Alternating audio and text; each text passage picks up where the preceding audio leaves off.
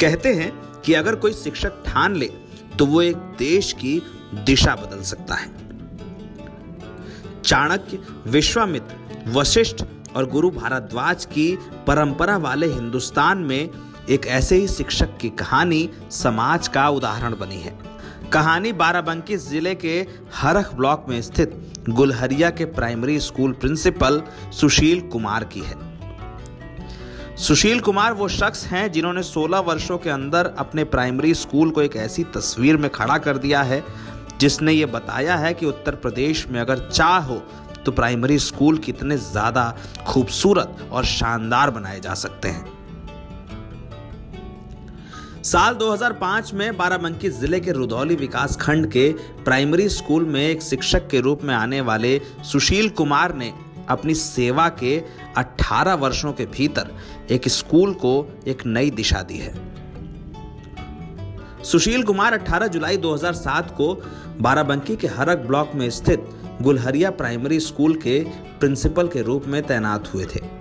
सुशील जब इस विद्यालय के प्रिंसिपल बने तो यहाँ पर आने वाले विद्यार्थियों की संख्या कम थी।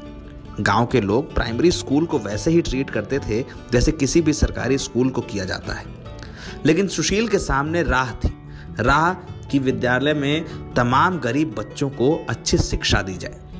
सुशील ने साल 2009 में अपने निजी संसाधनों के जरिए तकनीकी शिक्षा के लिए स्कूल में लैपटॉप के जरिए बच्चों को ऑडियो विजुअल मेथड से पढ़वाना शुरू किया। सुशील के इस तरीके से लोग प्रभावित हुए तो स्कूल में स्टूडेंट्स की संख्या बढ़ने लगी। साल 2015 में उत्कृष्ट विद्यालय के रूप में सुशील का स्कूल भी चयनित हुआ। इससे स्कूल को 1,20,000 रुपए मिले। इस पैसे से स्कूल में स्मार्ट क्लासेस का इंतजाम किया गया। स्कूल में smart classes, extra classes, boundary wall, रंग रोगन, हैंड वॉश यूनिट, सीमेंटेड पानी की टंकी और टॉयलेट्स का निर्माण भी सुशील के इन्हीं प्रयासों से हुआ। प्राथमिक विद्यालय सराय नासिर में हुई थी और वहाँ से जब जिला चेंज हो गया बाराबंकी में तो यहाँ हमारा ट्रांसफ़र हो गया प्राथमिक विद्यालय गुलहरिया में। यहाँ पे जो दशा थी वो पहले अच्छी नहीं थी। बच्चे पढ़ने बहुत कम मात्रा में आते थे और कोई व्यवस्थाएं नहीं थी, तो बड़ा ख़राब सा लगता था कि अब एक शिक्षक है और शिक्षक पूरा जीवन हमारा शिक्षक के रूप में हो जाएगा और कुछ आउटपुट नज़र नहीं आ रहे थे। तो हमने अपना कम्युनिटी का साथ लिया, अपने प्रधान जी से बात की, अपने स्टाफ से बात की कि हम लोग बच्चों के लिए कुछ नया करें। तो जो बच्चे पहले हमारे विद्यालय में पढ़ने नहीं आते थे वो स्कूल में तो नाम लिखा हुआ था और प्राइवेट स्कूल में पढ़ने जाते थे।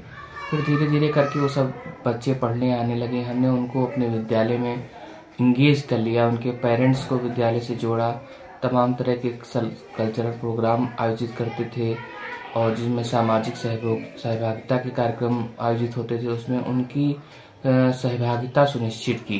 तो एक उनके अंदर जुड़ाव हो गया, वो हमारे विद्यालय में पढ़ने आएंगे।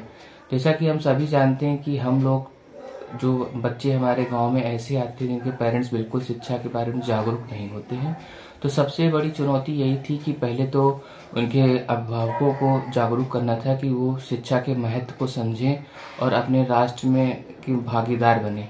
उनको जोड़ने के लिए मेहनत की, प्रयास किए और सफल हुए। उन्होंने बात समझी और अपने बच्चों को नियमित रूप से स्कूल भेजना। आज इस विद्यालय में आईसीटी के जरिए पढ़ाई होती है। स्मार्ट क्लासेस के जरिए बच्चे पढ़ते हैं। बच्चों को मिड डे मील में वो खाना मिलता है जो शायद किसी गरीब आदमी के घर में नसीब तक ना हो पाए। स्कूल में पढ़ने वाले बच्चे तमाम प्रतियोगिताओं में हिस्सा लेते हैं। बच्चों को को करिकुलर एक्टिविटीज सिखाई जाती हैं। सबसे बड़ी बात ये कि इन सब का कोई पैसा नहीं लिया जाता। जाते थे, बड़े कायदे से जाते थे, उनके पेरेंट्स भी ध्यान देते थे उन पर पे। तो हम सोचते थे कि हमारे बच्चों में केवल कमी इतनी है कि वो गरीब घर से हैं और इसलिए वो इतनी उनको सुविधाएं नहीं मिल सकती, पर हमने प्रयास किया कि उन बच्चों को छात्रवृत्ति मिलती थी, उन छात्रवृत्ति से उनके अभिभावकों को प्रेरित किया कि आप इनको बच्चों को यूनिफॉर्म सिलवा दीजिए, इनके स्वेटर दिलवा दीजिए। ये सब चीज़ें उन्होंने कहना भी मान लिया और बच्चे बिल्कुल अप टू डेट अच्छे से विद्यालय आने लगे और एक स्कूल जो था हमारा स्कूल जैसा दिखने लगा। और स्कूल का एक जो प्राकृतिक वातावरण है, हरा भरा, चूँकि हमको गार्डनिंग का कुछ शौक़ भी था और हम चाहते थे कि हमारा विद्यालय जहाँ हो हरा भरा हो। इसके लिए हमने अपने अभिभावकों का सहयोग लिया, एसएमसी का सहयोग मिला, ग्राम प्रधान का सहयोग मिला और स्कूल हमारा अच्छा हो गया। क्या कुछ खास है विद्यालय में? अगर हम बात करें आम विद्यालयों से कितना अलग ये विद्यालय है? कुछ नया देने के प्रयास किए आपने, बच्चों को शिक्षा में गुणवत्ता को भी बहुत बेहतर ढंग से ध्यान दिया, क्या कुछ कहेंगे? विद्यालय अब खास तो सारे विद्यालय होते हैं वैसे होते हैं। अब हमारा एक सोचना था कि बच्चों को वो सभी सुविधाएं मिलें जो हम उन्हें दिलवा सकते हैं। सरकार का बहुत ही योगदान रहा, पर उसके अपना भी हमने एफर्ट किया कि समाज से सहयोग से बच्चों को हमारे यहाँ आईसीटी का भी है और बच्चों को कंप्यूटर वगैरह मिले, खेल का सामग्री मिली, लोगों ने जूते मोजे भी सारे। सुशील को उनके इस काम के लिए तमाम राष्ट्रीय और अंतर्राष्ट्रीय पुरस्कार मिल चुके हैं। सुशील को सीएम योगी से लेकर देश के उपराष्ट्रपति तक ने सम्मानित किया है। लेकिन सुशील कहते हैं कि 163 बच्चों के इस स्कूल में तमाम बच्चों में ऐसी क्षमताएं हैं कि वो देश में अपना परचम लहरा सकते हैं। शिक्षकों की ड्यूटी बनती है कि सरकार ने अपने प्रयास पूरे कर लिए हैं, अब सरकार के प्रयासों के साथ कदम से कदम मिला के चलें और जो हमारी विभागीय योजनाएं हैं, निपुण भारत अभियान है, जो भी है उसमें सक्रिय भागीदारी सुनिश्चित करें, तभी बच्चों का विकास होगा। और जब बच्चों का विकास होगा तो बच्चों के साथ साथ हमारे देश का भी विकास होगा। ऐसे वक्त में जब हजारों और लाखों रुपए की फीस लेने वाले स्कूलों में विद्यार्थियों की पढ़ाई को लेकर माँ बाप चिंतित हों, सुशील के स्कूल ने यह साबित किया है कि चाह हो तो राह निकल ही आती है। हिंदुस्तान ऐसे ही गुरु शिष्य परंपरा का देश नहीं कहा जाता। एनबीटी ऑनलाइन की रिपोर्ट।